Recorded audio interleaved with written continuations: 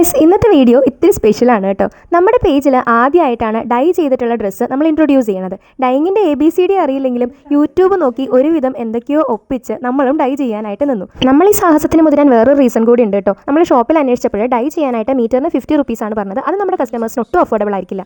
First sample piece dye ചെയ്ത് perfect ആയിട്ട് കിട്ടിയപ്പോൾ തന്നെ നമ്മൾ കോൺഫിഡൻ്റ് ആയിട്ടോ. പിന്നെ എല്ലാം ചടപടേന്നായിരുന്നു. നമുക്ക് ഓർഗൻസ ഫാബ്രിക് ആണ് ഡൈ ചെയ്യാനുണ്ടായിരുന്നത്. ആദ്യം നോർമൽ വാട്ടറിൽ നമ്മളൊന്ന് നനച്ചെടുക്കുക.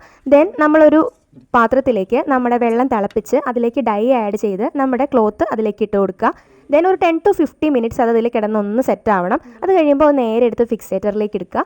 ദെൻ നോർമൽ വാട്ടറിൽ വാഷ് ചെയ്ത് ഡ്രൈ ചെയ്തെടുക്കുക. ഇത്രയാണ് ഇതിൻ്റെ പ്രോസസ്സ് വന്നിട്ട്. ഇതിന് വേണ്ടിയുള്ള ഡൈ എല്ലാം നമ്മൾ ഓൺലൈനായിട്ട് ആമസോണിൽ നിന്നാണ് പർച്ചേസ് ചെയ്തിട്ടുള്ളത് കേട്ടോ. 10 കളേഴ്സിൻ്റെ ഒരു പാക്കാണ് വന്നിട്ടുള്ളത്. എനിക്ക് തോന്നുന്നു 200-300 റേഞ്ചിലാണ് അത് വന്നിട്ടുള്ളത്.